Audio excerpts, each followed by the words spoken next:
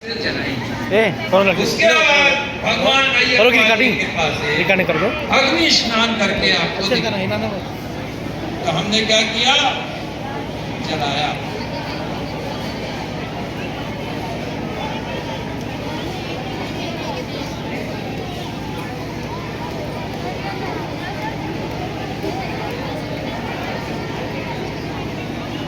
इसको वही कर सकता है जिसने जीवन में कभी झूठ न बोला।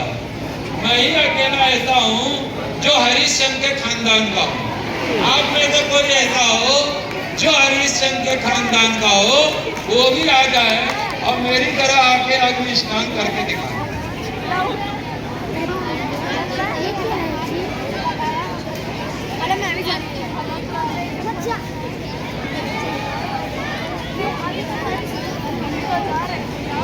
क्या कह रहे हो? आओ, क्या नाम है तुम्हारा? बैठ जाओ तुम लोग, बैठ जाओ तुम लोग, बैठ जाओ। सोनाली को मैं अपनी कुछ शक्तियां प्रदान करूंगा जिसकी वजह से तुमने कभी झूठ तो नहीं बोला।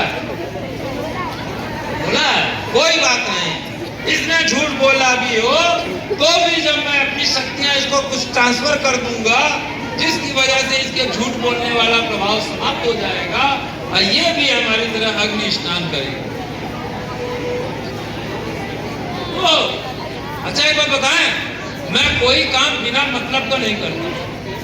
अगर मैं प्रवचन दे रहा हूं, बीच में बोल रहा हूं, तो उसका भी कोई कारण है। वो कारण मैं इसके बाद बताऊंगा। अभी मैं जिसको बुलाकर प्रवचन दे रहा हूं, बीच में बोल रहा हूं कुछ, वो इसलिए नहीं बोल रहा हूं कि फालतू में आपसे बात कर रहा हूं, जानबूझ कर कर रहा हूं। टाइम बिता रहा हूं, क्यों बिता रहा हूं बाद में बताएंगे। थोड़ा सा मिट्टी का तेल में डुबोया, उसके बाद हमने इसको जलाया।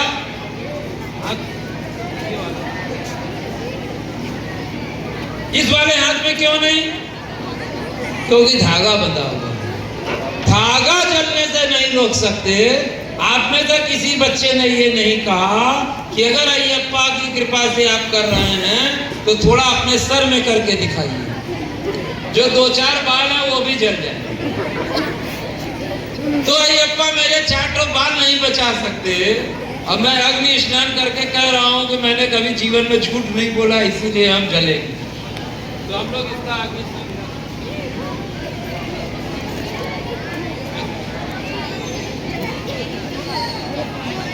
क्या नाम है?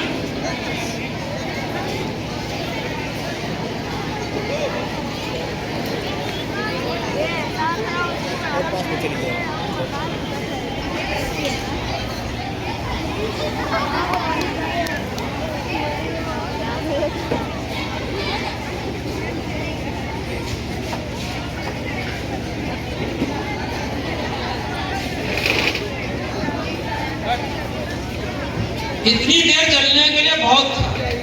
आपको बताना है सोनाली और मैं दोनों ही क्यों नहीं जले। कौन बताएगा?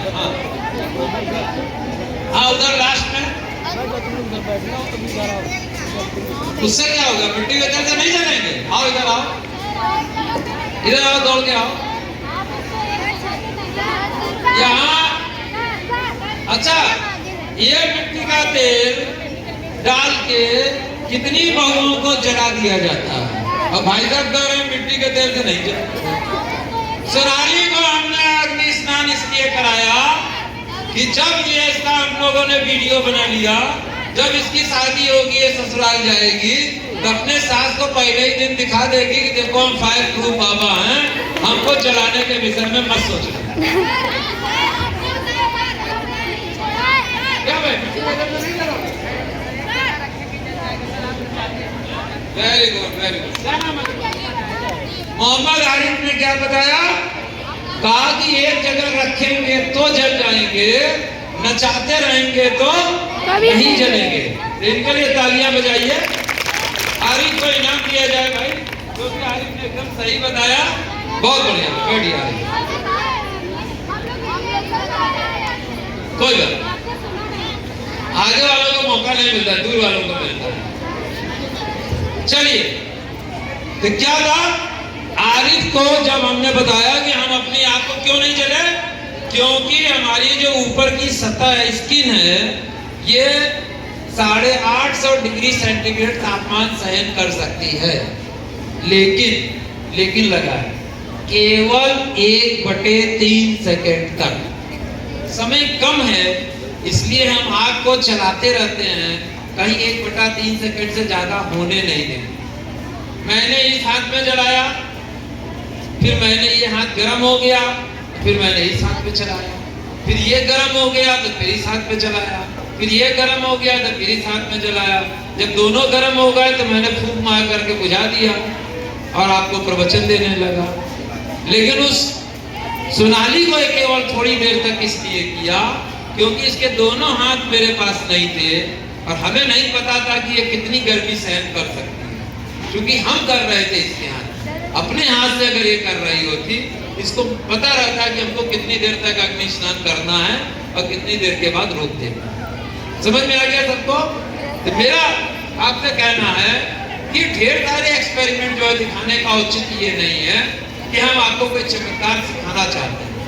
हमारा गोल केवल इतना ही है कि आपके अंदर वैज्ञानिक दृष्टिकोण आ जाए, आप बिना जांचे परखे किसी चीज पर विश्वास न करें। नंबर 1। नंबर 2, प्रश्न करना शुरू करें। प्रश्न नहीं करेंगे तो सामने वाला व्यक्ति आपको ठग लेगा, आपके पैसे को हड़प लेगा और आपके जीवन को भी क्षति पहुंचा देगा। तो किसी का जीवन न जाने पाए, किसी का धन न जाने पाए और सबके राम जनमानस में वैज्ञानिक दृष्टिकोण हो, उसके लिए हम यहाँ पर खड़े थे। इसलिए उम्मीद करते हैं कि इस प्रोग्राम के बाद आप सब बच्चों में वैज्ञानिक दृष्टिकोण पैदा हुआ होगा, आप सोचने और समझने की शक्ति आ गई होगी, आप भी अब प्रश्न करने लगेंगे। Thank you very much.